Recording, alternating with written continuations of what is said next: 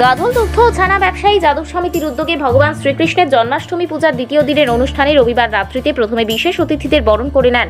এরপর বিশেষ আকর্ষণীয়ভাবে 10টি ডাব হাত দিয়ে মেরে ফাটিয়ে তাক লাগিয়ে দেয় দর্শকদের। এরপর কচিকাচাদের একাধিক নৃত্য অনুষ্ঠান হয় রবিবার রাত্রি 10টা নাগাদ গাজল সুকান্তপল্লী এলাকায়।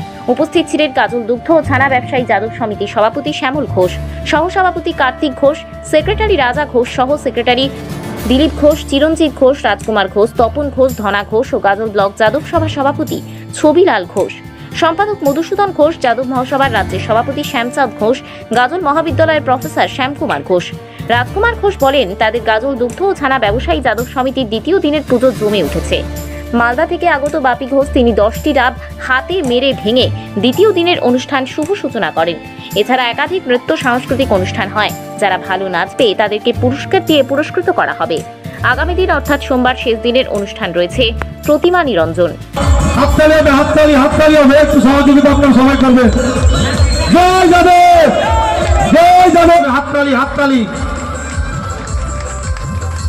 আমাদের মধ্যে উপস্থিত সব ব্যাপারে যেখানে আমরা বিপদে পড়ি না কেন ওনাকে ডাকলে আমরা সব সময় কাছে পাই। ছবিলাল ঘোষ মহাশয় বংশের আগামীকাল গাজল দুগ্ধ ছানা ব্যবসায়ী পক্ষ থেকে জন্মাষ্টমী পুজো ছিল, সেই পুজো আমাদের সম্পূর্ণ হয়েছে।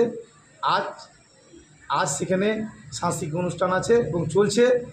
এই অনুষ্ঠানে প্রথমত আমরা আগে সম্বর্ধনা অনুষ্ঠান শেষ করি, তারপরেই আমাদের এক যাদব ভাই নাম বাপি ঘোষ তাকে ডেকে এনে আমরা নারকেল হাতে মেরে নারকেল ফাটিয়ে তার সাংস্কৃতিকের সূচনা করি এবং এখানে একাধিক অন্য নানা রকমের সাংস্কৃতিক অনুষ্ঠান রয়েছে।